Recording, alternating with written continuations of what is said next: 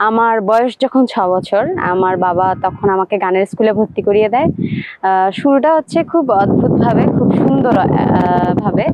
আমার খালার বাড়িতে আমি যাই, সেখানে একটা স্কুলে প্রোগ্রাম হয়, সেখানে আমি গান গাই এবং সেখানে আমার উস্তাদ শ্রদ্ধা দুলাল চন্দ্র রায়, শ্রদ্ধা শ্যামল চন্দ্র রায় এবং শ্রদ্ধা নারায়ণ চন্দ্র রায় সেখানে ছিলেন। ওনারা বলেছিলেন যে আমি হয়তো গান শিখলে আমার দ্বারা ভালো কিছু হবে। তো সেই পরিপ্রেক্ষিতে আসলে বাবা আমাকে গানের স্কুলে ভর্তি করিয়ে দেয় এবং সেখান থেকে চলছে আমার আজ অব্দি। মৌলিক গানের কাজ করছি, কিছু গান অডিও কাজ শেষ, ভিডিও বাকি। ভিডিও হয়ে গেলে রিলিজ হয়ে যাবে। তাছাড়া টেলিভিশন লাইভগুলো চলছে, স্টেজ, সব মিলিয়ে খুব দারুণ সময় কাটছে। আমি যেহেতু প্রত্যন্ত অঞ্চল থেকে উঠে এসেছি, আমি চাই এখনো প্রত্যন্ত অঞ্চলে যারা প্রতিভাবান শিল্পী আছে, যারা সেই সুযোগটা পাচ্ছে না, তাদের নিয়ে আসলে আমি কাজ করতে চাই, যেন তারাও উঠে আসতে পারে, তারা তাদের প্রতিভাটাকে যেন সবার সামনে নিয়ে আসতে পারে, তারা তাদের যে শক্তি আছে গলায়, তারা গান নিয়ে অনেক দূর যেতে পারে। আমার মনে হয় তাদেরকে নিয়ে আমি কাজ করতে চাই। ফোক গান আসলে শুরুটা বললাম একটু আগে, ৬ বছর বয়সে আমার গানের যাত্রা শুরু।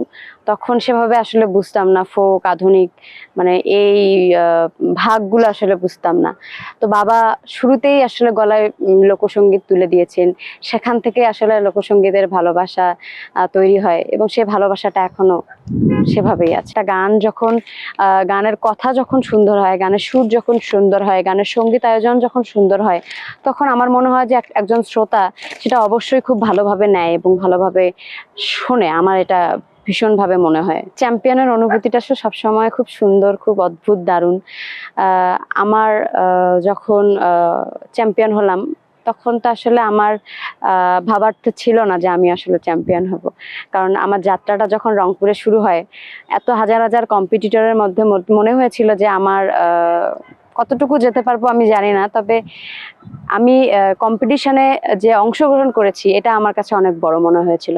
এবং শেষ পর্যন্ত যখন আমি চ্যাম্পিয়ন হই, আমার গুরুরা, আমার বাবা মা, আমার স্কুল কলেজ, আমার টিচাররা, আমার সহপাঠীরা সবাই যখন খুব খুশি, তখন মনে হয়েছিল যে না, আমি জিতেছি। আমার এই সাফল্যটা সত্যি আমার কাছে অনেক বিশাল কিছু। ফোক গান তো মাটির গান, শেখরের গান। ফোক গানে এমন কিছু কথা থাকে যা আমাদেরকে আকৃষ্ট করে। ফোক গানে এমন কিছু কথা আছে যা আমরা পরকালের কথা জানতে পারি, আমাদের বাস্তব জীবনের কথা জানতে পারি, আমাদের দেহ তথ্যের আমাদের কথা জানতে পারি। এভাবেই আসলে ফোক গানের প্রতি আমার ভালোবাসা তৈরি হয়। আমি গান শিখেছিলাম একটা বট গাছের নিচে, গুরুদের সাথে অনেক সহপাঠী মিলে আমরা আসলে গান শিখেছি, যেটা এখন আসলে মিস করি।